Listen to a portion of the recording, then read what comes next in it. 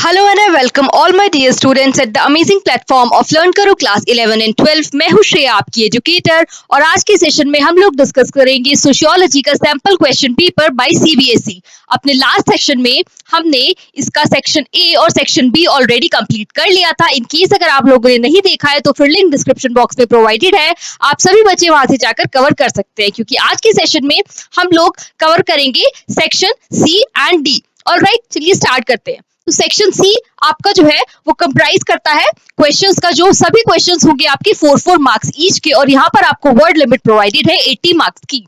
Which means कि आपको अपने आंसर्स को, अगर आप उनको पॉइंट फॉर्मेट में लिखोगे तो बहुत बेहतर रहेगा, एंड आपको इलेबोरेट नहीं करने हैं अपने आंसर्स। हो सकता है कोई पर्टिकुलर टॉपिक के बारे में आपको ज्यादा आता हो तो आप सोचो कि इसमें आप बहुत बड़ा लिख दो आंसर। ऐसा नहीं करना है बच्चों। 80 मार्क्स की वर्ड 80 वर्ड्स की जो वर्ड लिमिट है उस पर आपको ध्यान देना है, और उसी में अपना आंसर जो है क्या करना है, रिस्ट्रिक्ट करना है, क्योंकि इसके लिए चाहे आप जितना भी बड़ा लिखो आपको मैक्सिमम 4 मार्क्स ही अलॉट हो सकते हैं। ठीक है, तो आपको क्या करना है, ज्यादा से ज्यादा एक एग्जाम्पल दे सकते हो, आप अपने आंसर को पॉइंट फॉर्मेट में लिखोगे और ज्यादा इलेबोरेट नहीं करोगे। ठीक है, तो आप क्या कर सकते हो, ज्यादा से ज्यादा जिस चीज के बारे में आपसे क्वेश्चन में पूछा गया है सबसे पहले उसे इंट्रोड्यूस कर दो with in 2 lines. Right, next आप लिखो मेन आइडिया जो है आपके क्वेश्चन में जो पूछा गया है, अपना मेन कंटेंट लिखो, जिसको आप लिखोगे कौन से, पॉइंट फॉर्मेट में। उसमें आप एक एग्जाम्पल भी इनकॉर्पोरेट कर सकते हो अगर रिलेटेड है तो।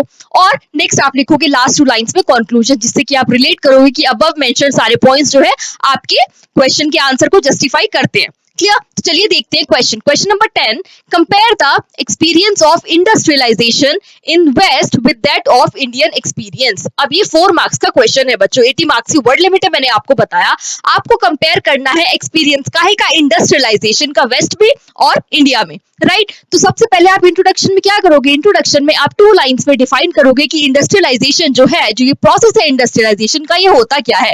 इलेबोरेट नहीं करना है, सिर्फ और सिर्फ डिफाइन करना है मैक्सिमम टू मैक्सिमम 2 लाइंस में। राइट, जब आप इंडस्ट्रियलाइजेशन के बारे में बता दोगे उसके बाद आप पॉइंट फॉर्मेट में लिखना स्टार्ट करोगे कि क्या एक्सपीरियंस रहा है इंडस्ट्रियलाइजेशन का वेस्ट पर और इंडिया में। राइट, तो इंट्रोडक्शन लिख दिया आपने, उसके बाद आप लिखोगे पॉइंट में अनलाइक का मतलब होता है not like Britain. Unlike Britain where the impact of industrialisation led to more people moving into urban areas. अब ब्रिटेन में जब इंडस्ट्रियलाइजेशन इंट्रोड्यूस हुआ था तो ज्यादातर लोगों ने कहां पर माइग्रेशन स्टार्ट किया था, अर्बन एरिया में। लेकिन ऐसा इंडिया में नहीं हुआ था। जब इंडिया में इंट्रोड्यूस हुआ था इंडस्ट्रियलाइजेशन तो India the initial impact of the same British industrialisation led to more people moving into agriculture. ठीक है, अब इंडस्ट्रियलाइजेशन का आपने इंपैक्ट बताया, जब ब्रिटेन में हुआ तो ज्यादा लोग किधर शिफ्ट हुए थे, अर्बन एरियाज में।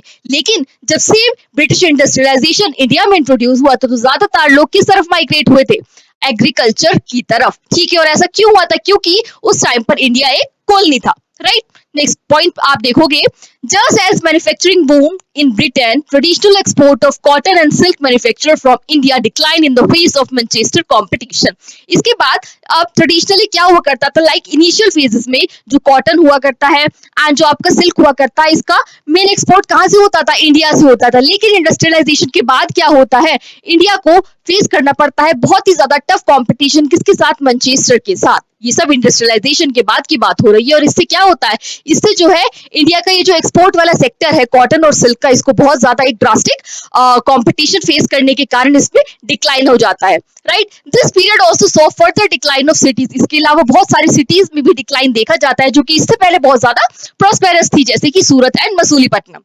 Where when the British took over Indian states, towns like Thanjavur, Dhaka, Murshidabad lost their courts, and therefore some of the artisans and gentry of the court lost their works. अब इसमें क्या बताया गया बच्चों आपको कि जब ब्रिटिश टुक ओवर कर लेते हैं बहुत सारे स्टेट्स को, जिसमें कि थंजावुर, ढाका और मुर्शिदाबाद आता है, तो यहाँ की जो कोर्ट जेंट्री थी, कोर्ट जेंट्री का मतलब क्या होता है, जो लोग कोर्ट्स में वर्क किया करते थे वो लोग क्या कर देते हैं, अपनी जो उनकी लाइवलीहुड होता है उसको कहीं ना कहीं लूज कर देते हैं, जैसे कि आर्टिशियंस, पेंटर्स, पॉटर्स, कारपेंटर्स या फिर कोर्ट जेंट्री के और जो भी लोग हुआ करते थे। तो ये क्या है, ये भी एक इम्पैक्ट ऑफ इंडस्ट्रियलाइजेशन है। नेक्स्ट है आपका industrialisation in the west was accompanied by growth of western middle class. अब जब इंडस्ट्रियलाइजेशन इंट्रोड्यूस हुआ था ब्रिटेन में, वेस्ट में, तब वहां पे क्या हुआ था, जो मिडिल क्लास था उसमें ग्रोथ हुआ था, मिडिल क्लास की जो जेंडरी हुआ करती थी वो इंक्रीज हुई थी। लेकिन इंडिया में ऐसा नहीं हुआ था। However in India it could not create any genuine middle class. अब यहाँ पर जब इंडिया में इंडस्ट्रियलाइजेशन इंट्रोड्यूस हुआ था तो कोई जेन्युइन मिडिल क्लास नहीं बनी थी, क्योंकि इंडिया उस टाइम पर कॉलोनी था। ये आपको बिल्कुल याद रखना है, ठीक है। We know only too well that the zamindars became parasite. हमें ये याद है कि इस टाइम पर क्या हुआ था, जो जमींदार एग्जिस्ट करते थे अब तक इंडिया में, दे बिकेम पैरासाइट्स, और जो ग्रेजुएट्स हुआ करते थे they became what, they became the job hunters. और ये सारे पॉइंट्स मेंशन करने के बाद आप कंक्लूजन कैसे लिखोगे बच्चों इस बात का, इसका आप कंक्लूजन लिखोगे as the above mentioned points justify that the experience of industrialization in West with that of Indian experience was definitely very different from each other because at that time India was a colony, right? Next question पे आते हैं, question number 11, जिसमें आपको पूछा गया है इलुसिडेट। इलुसिडेट का मतलब होता है बच्चों explain. Explain the phenomena of modernity. अब या तो आपको ये क्वेश्चन आंसर करना है कि आपको एक्सप्लेन करना है मॉडर्निटी के बारे में, और इसमें आपको एक इंटरनल चॉइस प्रोवाइडेड है, जिसमें कि दूसरा क्वेश्चन है आपके पास, 19th century reform initiated a period of questioning, reinterpretation and both intellectual and social growth. अब एक स्टेटमेंट गिवन है यहाँ पर आपको, और फिर आपसे पूछा गया है यूजिंग सूटेबल एग्जांपल्स। इसमें आपको क्वेश्चन में बोला गया है कि आपको बहुत सारे आंसर्स, बहुत सारे एग्जांपल्स अपने आंसर में इनकॉर्पोरेट करने हैं, जस्टिफाई द गिवन स्टेटमेंट। तो आप इन दोनों में से कोई भी एक चूज करके अपने अकॉर्डिंगली आंसर कर सकते हो, लेकिन क्योंकि हम यहाँ पर पूरा सैंपल क्वेश्चन पेपर सॉल्व कर रहे हैं, इसलिए मैं आपको दोनों ही क्वेश्चंस के आंसर बताऊंगी, जिसमें से फर्स्ट है इलिसिडेट द फिनोमेना ऑफ मॉडर्निटी, जिसका मतलब मैंने आपको बताया कि यहाँ पर आपको एक्सप्लेन करना है मॉडर्नाइजेशन के बारे में। तो आप सेम पैटर्न में अपना आंसर लिखोगे, पहले इंट्रोडक्शन लिखोगे, फिर मेन कॉन्सेप्ट या main idea of the answer लिखोगे, और लास्ट में उसे कंक्लूड करोगे, राइट। बेटर रहेगा कि आप एक दो उसमें एग्जांपल इनकॉर्पोरेट कर दो और अपने आंसर को पॉइंट फॉर्मेट में लिखो, राइट। तो आप इंट्रोडक्शन इसमें क्या दोगे बच्चों, इंट्रोडक्शन आप दोगे इसमें कि मॉडर्नाइजेशन होता क्या है, राइट। उसके बाद आप इसको पूरा डिटेल में एक्सप्लेन करना स्टार्ट करोगे। As modernity assumes that local ties and parochial, parochial का मतलब क्या होता है, नैरो पर्सपेक्टिव्स। अब जो अब तक एग्जिस्ट करते थे, क्या मॉडर्निटी का मतलब होता है कि जो लोकल टाइज होते हैं और जो नैरो पर्सपेक्टिव होते हैं, अब वो चेंज हो रहे हैं, गिव वे टू, यानी कि ये कन्वर्ट हो रहे हैं किसमें, यूनिवर्सल कमिटमेंट्स में। अब लोकल टाइज से काहे में कन्वर्ट हो गए बच्चों, ये हो गए यूनिवर्सल कमिटमेंट में, एंड कॉस्मोपॉलिटन एटीट्यूड्स में। तो इस तरह से आपको पता चल रहा है कि मॉडर्निटी क्या होता है, क्या क्या असम्पशन आते हैं इसके अंडर।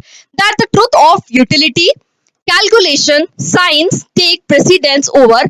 अब यहाँ पे आपको बताया गया कि यूटिलिटी इंक्रीज होती है, यानी कि किस चीज की कितनी अहमियत है। Calculation and science and technology जो है अब ये ओवरटेक कर लेते हैं कौन कौन सी चीजों को, जो कि अब तक हमारी सोसाइटी में प्रिवेल कर रही थी, जैसे कि emotion, sacredness and non rational thoughts, या फिर जो भी इस तरह के हमारी मान्यताएं होती है जो हमारी सोसाइटी में प्रिवेल कर रही होती है, उसको अब science, technology, utility and calculation क्या कर लेता है, ओवरटेक कर लेता है, राइट। ये सब आपका आता है किसके अंडर में, मॉडर्निटी के अंदर। साथ ही साथ that the individual rather than the group be primary unit of the society and politics. अब यहाँ पर सोसाइटी में और पॉलिटिक्स में क्या होता है, पूरे ग्रुप पर फोकस नहीं करा जाता है सिर्फ और सिर्फ, अब एक हर इंडिविजुअल पे फोकस करा जाता है। That means that the individual rather than the group, हर एक इंडिविजुअल पे फोकस है, ना कि सिर्फ और सिर्फ एक बड़े ग्रुप पर, राइट। नेक्स्ट है आपका association in which main live and work based on choice not birth. अब जिस भी एसोसिएशन को कोई पर्सन बिलोंग करना चाहता है, या जो भी कोई वर्क करना चाहता है कोई पर्सन, तो फिर वो अपनी चॉइस से कर सकता है कोई भी टाइप का वर्क, रादर देन बर्थ के अकॉर्डिंग, कि वो जिस भी कास्ट, क्रीड, रिलीजन में अगर उसका बर्थ होता है, अकॉर्डिंगली ही वो नहीं चूज करेगा, वो अपनी चॉइस से कोई भी वर्क चूज कर सकता है, कोई भी एसोसिएशन चूज कर सकता है। That mastery rather than fatalism orient their attitude toward material and human environment, the identity be chosen and achieved, not ascribed and affirmed। अब बच्चों यहाँ पर आपको ascribed और affirmed identity के बारे में पता होना चाहिए। जो भी आप हो, जो भी आपकी आइडेंटिटी है, वो आप या तो चूज कर सकते हो या फिर अचीव कर सकते हो, ठीक है, बाय सम वे, लेकिन ये बिल्कुल भी ascribed नहीं होती है और affirmed नहीं होती है, which means कि कुछ भी आइडेंटिटी आपकी बाय बर्थ नहीं होती है, right. That work be separated from family, residence and community in bureaucrats और organisation. And the same pattern, आपको जो भी वर्क आपको अच्छा लगता है, सूटेबल लगता है अपने लिए, तो आप वो कर सकते हो और आप रेस्ट्रिक्टेड नहीं हो by the society prevailing norms जो कि अब तक फॉलो हो रहे। अब यहाँ पर मैंने आपको इसके बहुत सारे पॉइंट्स बता दिए हैं, लेकिन क्योंकि ये सिर्फ और सिर्फ 80 वर्ड्स का आपको आंसर करना है, क्योंकि ये आपको मैक्सिमम टू मैक्सिमम 4 मार्क्स देगा, तो इसलिए आप कोई भी 4 पॉइंट्स यहाँ पर उनको लिख दोगे। सारे पॉइंट्स आपको बिल्कुल नहीं लिखने हैं बच्चों, सिर्फ और सिर्फ कोई भी 4 पॉइंट्स आप अपने आंसर में इनकॉर्पोरेट करोगे और लास्ट में आप कंक्लूड कर दोगे that the above mentioned points definitely describes the phenomena of modernity in an appropriate manner.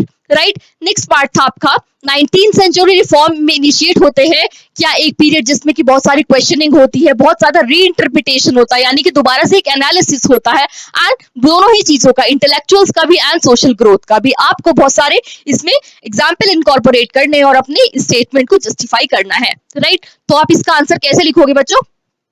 इसका आप आंसर लिखोगे the idea of female education was debated intensely, क्योंकि आपको इसमें क्वेश्चन में बोल दिया गया था कि आपको बहुत सारे एग्जांपल्स देने हैं, तो आपने यहाँ पर बोला कि जो 19th सेंचुरी के टाइम पर सोशल रिफॉर्मर्स थे, they debated on the female education. All right, then आप बताओगे reformers argued that for a society to progress women have to be educated. अब इस टाइम पर 19th सेंचुरी के टाइम पे जो भी सोशल रिफॉर्मर्स थे, they were intensely debating on the issue कि जो भी विमेन होती है उनको जो है एजुकेटेड डेफिनेटली होना चाहिए। Some of them believe that in pre modern India women were educated. अब कुछ लोग ये मानते थे कि प्री मॉडर्न इंडिया में जो है विमेन एजुकेटेड हुआ करती थी, लेकिन यहीं पर कुछ रिफॉर्मर्स मानते हैं कि अगर कुछ विमेन एजुकेटेड हुआ करती थी प्री मॉडर्न इंडिया में, तो वो सिर्फ और सिर्फ कुछ पर्टिकुलर कास्ट, क्रेड या रिलीजन की ही विमेन्स होती थी, ये एजुकेशन सभी के लिए ओपन नहीं थी। Right, Thus, attempts to justify female education were made by recourse to both modern and traditional ideas. इसलिए modern और traditional दोनों ही ideas के through इस चीज को justify करा गया that female education is a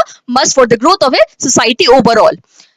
They actively debated the meaning of tradition and modernity. अब यहाँ पर tradition और modernity के जो issues थे, जो भी erupt हो रहे थे उस टाइम पर, उस पर एक intense debate होती थी। अब यहाँ पर आपको बताया गया है कि ज्योतिबा फूले किस टाइम की ग्लोरी को रिकैपिचुलेट करते हैं, प्री आर्यन एज की, लेकिन यहाँ पर साथ साथ बताया गया है एक और एग्जाम्पल की Bal Gangadhar Tilak emphasise on the glory of Aryan period. तो एक पे किस पे एम्फेसिस किया है, प्री आर्यन पीरियड पर, और दूसरे ने किस पे एम्फेसिस करा है, आर्यन पीरियड पे। तो इतने में बच्चों आपने अब तक 3 एग्जाम्पल्स अपने आंसर में इनकॉर्पोरेट ऑलरेडी कर दिए हैं। राइट, नेक्स्ट आप आगे एग्जाम्पल दोगे, सभी एग्जाम्पल ध्यान रखना ये आपकी एनसीईआरटी में से, इसलिए बहुत ज्यादा इंपॉर्टेंट हो जाते हैं। Muslim social reformers actively debated on the meaning of polygamy and पर्दा। अब यहाँ पर जो भी उस टाइम के मुस्लिम सोशल रिफॉर्मर्स थे, they were debating on two very important topics, जो कि कौन से थे, पॉलीगैमी और पर्दा। पर्दा सिस्टम तो बच्चों आपको पता है, ये पॉलीगैमी में क्या होता है, जब एक हस्बैंड मोर देन 1 वाइफ रख सकते हैं। ठीक है, तो इन दोनों ही केसेस पर जो है रिफॉर्मर्स बहुत ज्यादा डिबेट उठा रहे थे। For example, a resolution against the evils of polygamy was proposed by Jahanara Shah, name आप डेफिनेटली लर्न रखोगे Nawaz, at all India Muslim ladies conference. इन्होंने कौन सा इश्यूज पे यहाँ पर स्ट्रेस दिया है, दैट जो भी इविल्स एग्जिस्ट करते हैं पॉलीगैमी सिस्टम से related. Right, debates with in communities were common during the period. अब सिर्फ और सिर्फ ऐसा ही नहीं है कि यहाँ पर आपने सिर्फ और सिर्फ लोगों के बीच में बता दिया है कि जो सोशल रिफॉर्मर्स थे वो किसी पर्टिकुलर एजेंडा को उठा रहे थे, किसी पर्टिकुलर डिबेट को इंटेंसिफाई कर रहे थे, लेकिन कम्युनिटीज के बीच में भी ये चल रहा था। जैसे कि आपकी बुक में एग्जांपल कोटेड है, for instance sati was opposed by Brahmo Samaj. तो ब्रह्मो समाज जो है वो किसको अपोज करता था, सती प्रथा को, लेकिन यहीं पर एक ब्रह्मो समाज का एंटी बन जाता है, कौन सा, orthodox members of Hindu community in Bengal formed an organisation जिसका नाम क्या था बच्चों, धर्म सभा। और ये इसके अकॉर्डिंग क्या था, and they petitioned the British arguing that reformers had no right to interpret sacred text. और ये जो धर्म समाज है किसके अगेंस्ट में बना था, ये बना था ब्रह्मो समाज के अगेंस्ट में। राइट, तो इस तरह से आपने बहुत सारे अपने क्या एग्जाम्पल्स इनकॉर्पोरेट कर दिए अपने आंसर में, जो कि आपको क्वेश्चंस में पूछे गए थे, और इसके बाद आप कंक्लूजन में लिख दोगे that the above mentioned all the examples definitely justify that 19th century social reform initiated a period of questioning, reinterpretation and both intellectuals and social growth. Right? चलिए नेक्स्ट क्वेश्चन पे आएंगे हम, क्वेश्चन नंबर 12, जिसमें कि आपसे पूछा गया है identify and discuss the plight of various stakeholders in Bombay textile strike of 1982। Plight का मतलब क्या होता है, ऑल द प्रॉब्लमेटिक सिचुएशंस। तो आपसे क्वेश्चन में पूछा गया है कि आपको आइडेंटिफाई करना है और डिस्कस भी करना है सारी प्रॉब्लम्स, दुख दर्द तकलीफें ऑफ वेरियस स्टेक होल्डर्स, जो कि सभी स्टेक होल्डर्स ने फेस करी होंगी in the Bombay textile strike of 1980। Two. ठीक है, तो सबसे पहले आप इस बात का एक छोटा सा इंट्रोडक्शन दे दोगे कि बहुत सारी डिफरेंट टाइप की प्रॉब्लम्स थी that the people were all the stakeholders were working in a very poor conditions at that time. उसके बाद आप इसको इनिशिएट करोगे अपने आंसर को, जो कि मेन आपका कॉन्सेप्ट होगा आंसर्स का, जिसमें आप लिखोगे the Bombay textile strike of 1982 which was led by the trade union leader doctor Datta Samant. बच्चों, नेम आपको डेफिनेटली अपने आंसर में लिखना है। And affected nearly a quarter of million workers and their families। इसमें सिर्फ और सिर्फ वर्कर्स ही इफेक्ट नहीं हुए, लेकिन साथ साथ उनकी फैमिलीज पर भी एडवर्स इफेक्ट आया। क्यों? Because the strike lasted for nearly 2 years। 2 years तक चली थी बच्चों ये स्ट्राइक। अब इतनी बड़ी कोई स्ट्राइक चलेगी फॉर 2 years टाइम पीरियड तक, तो कितना ज्यादा उसके एडवर्स इफेक्ट होंगे वो हम सब इमेजिन कर सकते हैं। Women workers participated actively in the strike. और इसमें सिर्फ और सिर्फ ऐसा नहीं है कि मेन जो वर्कर्स हुआ करते थे, लेबर्स हुआ करते थे, वही स्ट्राइक में शामिल थे, साथ ही साथ विमेन्स भी इसमें बहुत ज्यादा इंक्लूडेड थी। एंड यहाँ पे मेंशन है however they experience a conflict between the role as a participant in the strike and their responsibility towards their families and children। अब यहाँ पे विमेन का जो रोल है उसको यहाँ पे कंफ्यूजिंग रोल बताया गया कि ऑल्दो वो स्ट्राइक की तो एक मेंबर थी, लेकिन यहाँ पर कहीं ना कहीं जैसे वो जस्टिफाई कर रही थी अपनी care towards their children and toward their family, वो कहीं ना कहीं कंफ्यूज या फिर एक बहुत ही स्ट्रिक्चर बना रहा था किसके लिए? In women's life. Members of RMMS played a role in breaking the strike by bringing people to work। अब यहाँ पे RMMS का मेंशन आता है बच्चों, जो कि राष्ट्रीय मिल मजदूर संघ, उसने एक इंपॉर्टेंट रोल प्ले करा था क्या करने में? इस स्ट्राइक को सॉल्व करवाने के लिए। Nearly 1 lakh workers lost their jobs and went back to their villages or took up casual laborers। अब जब क्योंकि ये स्ट्राइक जो है 2 years तक चलती रही, तो फिर बहुत सारे लेबर्स ने क्या करा, वो वापस अपने, कुछ लोग अब वापस अपने विलेज चले गए, कुछ ने कोई कैजुअल लेबर स्टार्ट कर दिया, और बहुत सारे लोगों ने अपना जो जॉब है जो कि यहाँ पर स्ट्राइक पर जो कि यहाँ पर इस पर्टिकुलर इंडस्ट्री में था, मिल में था, उसको कंप्लीटली लूज कर दिया था। राइट, इसके बाद आप कंक्लूजन में लिखोगे that the above mention incidents clearly highlights the plight of the various stakeholders in the Bombay textile strike of 1982। क्योंकि अब तक सारे क्वेश्चंस आपके जितने भी सेक्शन सी के थे वो सभी 4 मार्क्स ईच के थे, जिनकी वर्ड लिमिट आपकी 80 वर्ड्स की थी, इसलिए आपको आंसर को बहुत ज्यादा इलेबोरेट नहीं करना है। सिर्फ 2 लाइन का आपने इंट्रोडक्शन दे दिया, देन आपने एटलीस्ट 4 पॉइंट्स में अपने जो मेन कॉन्सेप्ट है, मेन चीज आपसे पूछी गई है क्वेश्चन में, उसको आंसर कर दिया, एंड लास्ट 2 लाइन्स में आपने कंक्लूजन दे दिया। राइट, बहुत ज्यादा इलेबोरेट नहीं करना है इसको, ठीक है, क्योंकि आपके लॉन्ग आंसर्स किस पे आएंगे? लॉन्ग आंसर्स आपके आएंगे सेक्शन डी में, जो कि आपके सभी 6 मार्क्स के क्वेश्चंस होंगे, और यहाँ पर आपको वर्ड लिमिट प्रोवाइडेड है 200 वर्ड्स की। So Jharkhand is one of the newly formed states of India carved out of South Bihar in the year 2000। ये आपको एक स्टेटमेंट गिवन है यहाँ पर। Describe the social movement that led to the creation of the state. आपको बताने हैं बहुत सारे सोशल मूवमेंट्स जिसकी तहत क्या हुआ, जिसके तहत ये जो स्टेट है झारखंड कार्व्ड हुआ इन द ईयर 2000। इसके साथ साथ आपको इंटरनल चॉइस यहाँ पर प्रोवाइडेड है बच्चों, फॉर्म ऑफ और using an example explain an ecological movement. आपको यहाँ पर एक एग्जाम्पल यूज करते हुए इकोलॉजिकल मूवमेंट को आपको यहाँ पर डिस्क्राइब करना है। तो दोनों में से कोई भी एक यहाँ पर आप आंसर कर सकते हो अकॉर्डिंग टू योर चॉइस, लेकिन हम यहाँ पर आपको दोनों की आंसर बताएंगे। तो फर्स्ट क्वेश्चन का आप आंसर लिखोगे, सेम फॉर्मेट आपको यूज करना है। यहाँ पे सबसे पहले आप यहाँ पर इंट्रोडक्शन दोगे, उसके बाद आप मेन आंसर दोगे अपने जो भी क्वेश्चन में पूछा गया है। अब यहाँ पर क्योंकि ये 6 मार्क्स का आपका क्वेश्चन है, इसलिए आपको ज्यादा पॉइंट्स लिखने हैं।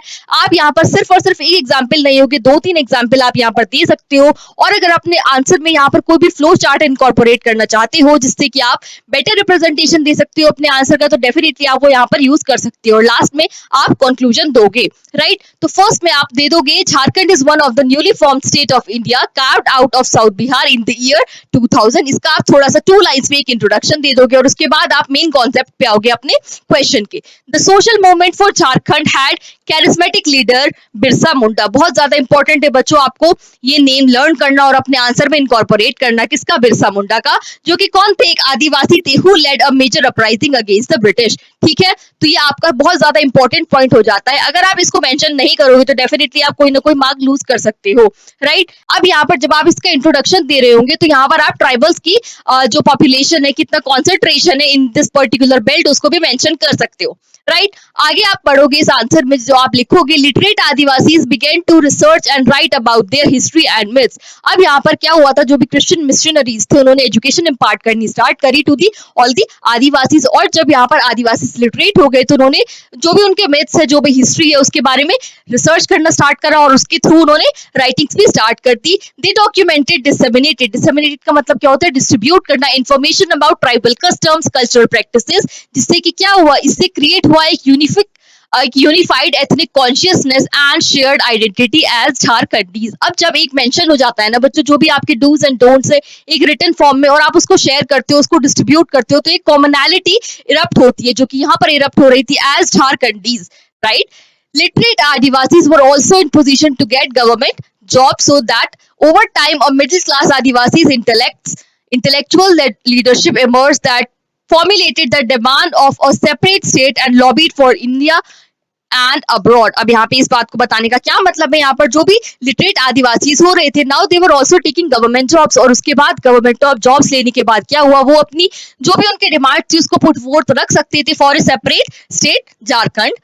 Within South Bihar, Adivasi shared a common hatred of Dikus. Dikus आपको डेफिनेटली बच्चों पता होना चाहिए Dikus क्या होते हैं। Dikus किसको रिलेट करते हैं, किसका वर्ड है ये? So Dikus refers to migrant traders जो कि बाहर से आते थे, and money lenders जो कि मनी लेंडर्स भी हो सकते थे, who had settled in the area and grabbed its wealth, जो कि बाहर से आके इन आदिवासी के एरिया में रहने लगते थे, और कहीं ना कहीं रहने के बाद वो इन्हीं के एरिया पे क्या है जबरन अधिकार बना लेते थे, और जो भी वहाँ के रिसोर्सेज होते थे, वेल्थ होते थे, वो सब क्या है फोर्सिबली एक्वायर कर लेते थे।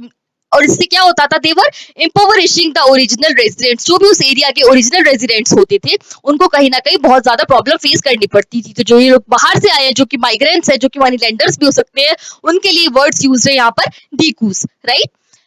Adivasi's experience of marginalization and their sense of injustice was mobilized to create a shared Jharkhandi identity and inspire collective action that eventually led to formation of separate state. अब यहाँ पे जो इतनी सारी problems face कर रहे थे सभी यहाँ के लोग अगेंस्ट द डीकूस, तो इससे क्या हुआ, सभी में एक यूनिफिकेशन जागा, जिससे कि उन्होंने पुट फोर्थ करी अपनी demand for creation of a separate state Jharkhand, as they were all referring themselves as झारखंडीज।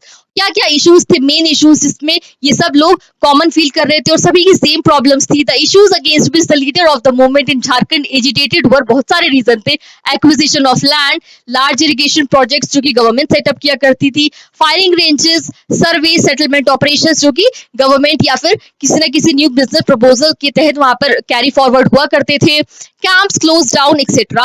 Collection of loans, rents, cooperatives use which were resisted, and nationalization of forest produce which they boycotted. इससे क्या पता चलता है, ये बहुत सारे आप reasons इनकोट कर सकते हो यहाँ पर, क्योंकि ये 6 मार्क्स का क्वेश्चन है आपका, राइट? इसके बाद आप इसका कंक्लूजन कर दोगे, जो कि आपके क्वेश्चन के बिल्कुल रेफरेंस पे होना चाहिए। आपको बोला था describe the social movements that led to the creation of this state. अब आप बताओगे, क्योंकि इतनी सारी प्रॉब्लम्स यहाँ पर कॉमन शेयर हो रही थी, इसलिए in the year 2000 it led to the formation of a separate state Jharkhand, right? Next आपका क्वेश्चन जो पूछा गया था, इकोलॉजिकल मूवमेंट आपको बताना था यहाँ पर एक सुटेबल एग्जांपल लेते हुए। तो सबसे पहले आप 2 लाइन में बता दो कि इकोलॉजी मूवमेंट होता क्या है। इकोलॉजी का मतलब क्या होता है बच्चों? इकोलॉजिकल मूवमेंट एक एनवायरमेंटल मूवमेंट होता है जिसमें कि आप एनवायरमेंट को प्रोटेक्ट करते हो और उसको सस्टेन करने में हेल्प करते हो। सो अब एग्जांपल दोगे, the Chipko movement an example of ecological movement started in Himalayan foothills. तो आपने सबसे इंट्रोडक्शन देने के बाद फर्स्ट लाइन में आपने अपने एग्जांपल को इनकॉर्पोरेट कर दिया है, चिपको मूवमेंट, जो कि बेस्ट सूटेबल एग्जांपल है, क्लासिकल एग्जांपल है एनवायरमेंट मूवमेंट का या फिर इकोलॉजिकल मूवमेंट का, जो कि कहां पर इनिशिएट हुआ था? हिमालय की फुटहिल्स में, राइट? इसके बाद आप लिखोगे when government forest contractors came to cut down the trees. अब बच्चों आपने अपनी स्मॉलर क्लासेस से पढ़ा हुआ है चिपको मूवमेंट के बारे में, इससे बिल्कुल घबराने की जरूरत नहीं है। अच्छे से इलैबोरेट करके आप अपने 6 मार्क्स का आंसर यहाँ पर लिखोगे कि जब गवर्नमेंट कॉन्ट्रैक्टर्स आते थे फेल करने के लिए ट्री को, तो क्या होता था, जो विलेजर्स जो है वो सामने आते थे, specially women and children including large number of women stepped forward to hug trees to prevent them from being fell. अब यहाँ पर जब कॉन्ट्रैक्टर्स आते थे कट करने के लिए ट्रीज को, तो वीमेन जो आके क्या करती थी, वो उन ट्रीज को हक कर लिया करती थी। इस तरह से वो क्या एक रेजिस्टेंस शो कर रही थी कॉन्ट्रैक्टर्स को कि वो ट्रीज को ना कट डाउन करे। और ऐसा क्यों कर रहे थे? All of them relied on the forest to give. अब उनकी जितनी भी लाइवलीहुड थी वो सब फॉरेस्ट से ही रिलेटेड थी, जैसे कि उनको फायरवुड वहीं से मिलता था, फॉडर वहीं से मिलता था अपने कैटल्स के लिए, एंड अदर डेली नेसेसिटीज उनको कहां से प्रोवाइड होती थी? उसी फॉरेस्ट से। This conflict placed the livelihood needs of poor villagers against government's desire to generate revenues from selling timber. अब कॉन्ट्रैक्टर्स क्यों आते थे गवर्नमेंट के तहत आते थे? क्योंकि उन्हें टिम्बर कलेक्ट करना होता था और उसके थ्रू वो सेल करके रेवेन्यू अर्न कर पाते। लेकिन यहाँ पर ये जो भी यहाँ पे लोग रहा करते थे इस पर्टिकुलर एरिया में, उनके लिए लाइवलीहुड था ये फॉरेस्ट। इसलिए यहाँ पे एक ऑपोजिशन आ रही है यहाँ पे गवर्नमेंट कॉन्ट्रैक्टर्स के बीच में और जो भी यहाँ के रेजिडेंट्स है। The economy of subsistence was pitted against the economy of profit. अब यहाँ पर एक टफ कॉम्पिटिशन दिख रहा है इकोनॉमी की सब्सिस्टेंस में एंड किसके बीच में? Economy of profit. यानी कि इकोनॉमी ऑफ प्रॉफिट कौन सी वाली साइड है? गवर्नमेंट कॉन्ट्रैक्टर्स वाली साइड। और इकोनॉमी ऑफ सब्सिस्टेंस किसकी साइड है? रेजिडेंट्स वाली। Along with this issue of social inequality, the Chipko movement also raised the issue of ecological sustainability. अब यहाँ पर जो ये movement है चिपको movement डेफिनेटली ये ecological sustainability का भी एक क्लासिक एग्जाम्पल इनिशिएट करता है और उसको जस्टिफाई भी करता है। In addition, the Chipko movement also expressed the resentment of hill villagers against distant government headquartered in plains that seemed indifferent and hostile to their concerns. अब यहाँ पर एक कंसर्न बताया गया बच्चों कि जो यहाँ के रेजिडेंट्स थे वो कॉन्ट्रैक्टर्स के साथ बात करके प्रॉब्लम को सॉल्व करने के लिए रेडी क्यों नहीं थे? क्योंकि उनका ये मानना था कि ये जो भी गवर्नमेंट कॉन्ट्रैक्टर्स है ये जो है डिस्टेंट अपार्ट प्लेस को बिलोंग करते हैं जहाँ की इनके हेडक्वार्टर्स होंगे, तो इसलिए ये इतनी दूर से रह के जो भी यहाँ पर रेजिडेंट्स की नीड है, जो भी उनकी प्रॉब्लम है उसको डेफिनेटली बिल्कुल भी समझ नहीं सकते। और क्योंकि वो समझ नहीं सकते हैं इसलिए वो इसको जस्टिफाई भी नहीं कर सकते हैं। इसलिए कहीं ना कहीं ये आइडियोलॉजिकल डिफरेंस भी कंप्लीटली एग्जिस्ट करता था। क्योंकि यहाँ पे आपको बताया गया है that the Chipko movement also express resentment. वो बिल्कुल मानने के लिए ही नहीं तैयार थे क्योंकि हेडक्वार्टर बहुत डिस्टेंट अपार्ट है, लोग भी बहुत डिस्टेंट अपार्ट है, इसलिए वो इनकी प्लाइट को, इनकी प्रॉब्लम्स को समझ ही नहीं सकते। और क्योंकि वो समझ नहीं सकते हैं इसलिए वो जस्टिफाई भी नहीं कर सकते हैं। So concerns about economy, ecology and political representation underlay the Chipko movement. अब यहाँ पर चिपको मूवमेंट में आपने बता दिया है कि सिर्फ और सिर्फ इकोलॉजी से ही रिलेट नहीं करता है Chipko movement. It is a mixture of concerns about economy, जो कि गवर्नमेंट कॉन्ट्रैक्टर्स यहाँ पे रेवेन्यू कलेक्ट करके अर्न करना चाहते थे, इकोलॉजी जिसके लिए कंसर्न कौन थे यहाँ पर?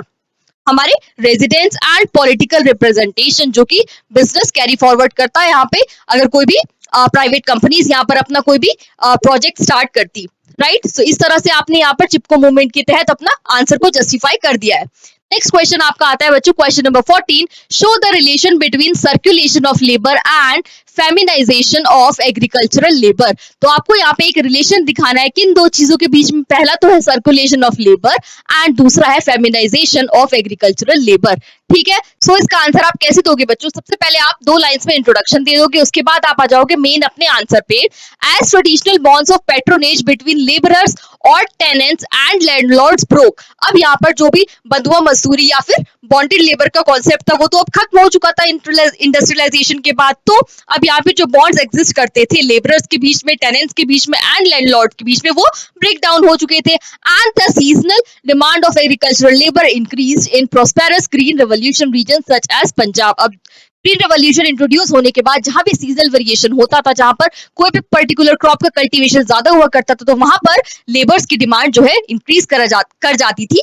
जैसे कि यहाँ पर पंजाब में a pattern of seasonal migration emerged in which thousands of workers circulate between their home villages and more prosperous areas where there is more demand of labor and higher wages। अब यहाँ पर जहां पर भी ज्यादा डिमांड हुआ करती थी लेबरर्स की, तो जो है लेबरर्स अपने होम विलेजेस से किस तरफ माइग्रेट करते थे? जहां पर ज्यादा डिमांड हुआ करती थी लेबर की, क्योंकि उनको वहां पर इजिली जॉब मिल जाएगा। इसी को आपको बताया गया है circulation of labour from their initial villages to the area जहां पर क्या है, प्रॉस्पेरस एरिया है और वहां पर लेबर की डिमांड बहुत ज्यादा हो रखी है। तो ये सर्कुलेशन ऑफ लेबर आता है। Migrant workers came mainly from dot area and less productive areas. अब जो लेबरर्स थे, माइग्रेट लेबरर्स थे, जो एक जगह से दूसरी जगह जाते थे, तो जिस जगह जो वो छोड़ के जा रहे हैं डेफिनेटली वो लेस प्रोडक्टिव होगा, वहां से वो ज्यादा अर्न नहीं कर पा रहे होंगे और लेस प्रोस्पेरस होगा, इसलिए वो दूसरी जगह पर जाते थे जो कि कंप्लीटली ऑपोजिट होता था, मोर प्रोडक्टिव होता था और वहां पर लेबर की डिमांड भी ज्यादा हुआ करती थी। And they go to work for part of the year on the farms in Punjab and Haryana, जो कि प्रोस्पेरस रीजन्स थे, और ऑन ब्रिक किल्न, सिर्फ और सिर्फ एग्रीकल्चरल फील्ड्स पे ही नहीं लेकिन साथ साथ ब्रिक किल्न्स में, जैसे कि यूपी और कंस्ट्रक्शन, जैसे कि यूपी एंड अदर स्टेट्स में, साथ ही साथ कंस्ट्रक्शन साइट्स में, सिटीज में such as New Delhi and Bangalore, इन जगह पर भी लोग क्या करते थे, माइग्रेट करते थे in search of jobs. Wealthy farmers often prefer to employ migrant workers for harvesting and such intensive operations rather than the local working class because migrants are more easily exploited and can be paid lower than the wages. Required. अब यहाँ पे क्या बताया गया है, जो भी wealthy farmers हुआ करते थे वो अपने एरिया के जो लेबर्स होते थे उनको नहीं रिक्रूट करा करते थे, रादर वो किनको रिक्रूट करा करते थे, जो माइग्रेट लेबर्स हुआ करते थे, जो कि एक दूर की जगह से यहाँ पर आए हुए होते थे। ऐसा क्यों होता था? क्योंकि जो माइग्रेट लेबर्स है उनको क्या होता था, उनका एक्सप्लॉयटेशन होना बहुत ज्यादा आसानी से कर सकते थे ये वेल्दी फार्मर्स, क्योंकि उनको पता नहीं होता था कि कितने वेजेस उनको प्रोवाइड होने चाहिए। जो भी रेजिडेंट वर्कर्स थे, रेजिडेंट लेबरर्स थे, उनको तो पता था वो एक सर्टेन अमाउंट ही डिमांड करते, लेकिन जो माइग्रेंट लेबरर्स है जो कि एक दूर की जगह से आए हुए हैं, वो कम पैसों में भी यहाँ पर काम करने के लिए रेडी हो जाते थे। This preference has produced a peculiar pattern in some areas where the local landless laborers move out of the home villages in search of work during the peak agricultural seasons. अब यहाँ पर basically आपको बताया गया है circulation of labour के बारे में। जब भी कोई पीक एग्रीकल्चरल सीजन होता था एक पर्टिकुलर एरिया में, जो पर्टिकुलर क्रॉप कल्टीवेट हो रही हुआ करती थी, तो माइग्रेट लेबरर्स अपने पुअर ड्रॉट प्रोन एरिया से उस पर्टिकुलर एरिया में माइग्रेट कर जाते थे in search of jobs, while migrant workers are brought in from other areas to work on their local farms। क्योंकि यहाँ पर ये जो माइग्रेट लेबरर्स है ये चीफ वेजेस में भी वहां पे वर्क करने के लिए रेडी हो जाते थे। The large scale circulation of labor has had several significant effects on rural society। अब इसके बहुत सारे डिफरेंट एस्पेक्ट थे, डिफरेंट इफेक्ट्स थे काहे पे? रूरल सोसाइटी पे, in both receiving and supplying regions, दोनों ही जगह पे, जहाँ पे आप रिसीविंग रीजन में भी और सप्लाइंग रीजन में, क्योंकि जब माइग्रेंट है वो एक जगह से जा रहे हैं तो सप्लाइंग रीजन हो गया, और जो उन्हें रिसीव कर रहे हैं जो कि प्रोस्पेरस एरिया है वो एक रिसीविंग पार्ट प्ले करता है। For instance in poor areas where male family members spend much of the year working outside of their village, cultivation has become primarily a female task. Feminisation of agricultural labour, ये आपका second part था बच्चों question का। तो अब इस तरह से आपको बताया गया है जो भी एक माइग्रेंट वर्कर की फैमिली है, अब वहां पर फॉर एग्जाम्पल एक फैमिली में एक फादर है, एक मदर है, उनके चिल्ड्रन है, एंड उसके बाद उनके ग्रैंड पेरेंट्स भी है, राइट। तो अब जो मेल पर्सन है जो कि हेड ऑफ द फैमिली है वो तो बाहर चला गया as a migrant worker work करने किसी भी प्रोस्पेरस एरिया पे। अब जिम्मेदारी किसके ऊपर आ जाती है? अब जो भी उसकी वाइफ है, जो भी फीमेल है, मदर है, उसके ऊपर खुद की, अपने चिल्ड्रन की, अपने घर की, अपने ग्रैंड पेरेंट्स की, और जो भी उनकी छोटी मोटी फील्ड हुआ करती थी उसकी जिम्मेदारी आ जाती थी, जिसको आपको यहाँ पर डिस्क्राइब करा गया है as feminisation of agricultural labour. तो अब उसको एग्रीकल्चर भी संभालना पड़ता था। Women are also emerging as a main source of agricultural labour leading to feminisation of agricultural labour force. अब यहाँ पे बच्चों feminisation of agricultural labour force कैसे हुआ ये? क्योंकि जो भी यहाँ पर माइग्रेंट वर्कर की फील्ड होती थी उस पर अब कौन वर्क करेगा? उस पर अब वर्क करेगी वहां पे जो लेडी ऑफ द हाउस है। That's why it justifies the statement feminisation of agricultural labour force. और सर्कुलेशन ऑफ लेबर क्या था ये तो मैंने आपको बता ही दिया। इस तरह से आप अपने इस पर्टिकुलर आंसर को कंक्लूड करोगे। I hope I am very clear with this answer. So with this we have covered the entire sample question paper of sociology by CBSE. I hope आप सभी बच्चों की अच्छे से समझ आया होगा। कोई भी डाउट हो, डिफिकल्टी हो, क्वेरी हो तो डेफिनेटली आप लोग मुझसे कमेंट सेक्शन में पूछ सकते हैं। मैं आपकी हर एक डिफिकल्टी को यहाँ पर सॉर्ट आउट करने की कोशिश करूंगी। अगर आप लोगों को ये सेशन अच्छा लगा हो तो फटाफट से सेशन को लाइक कर दीजिएगा और अपने फ्रेंड्स के साथ भी शेयर कर दीजिएगा। By LearnGuru Premium subscription, you can attend live classes from anywhere, anytime. You may avail the entire study material in the PDF format, and you may also attend live tests, quizzes, and assignments too. Definitely download कीजिए हमारा official app Learn Karo the live learning app, and you may also join us on Telegram ताकि आप सभी बच्चों को timely notifications मिलती रहे। So with this I am ending up this session here, and I will meet you all in the next session with the next important topic. Till that time keep studying, keep practising, take care, all the best, bye bye.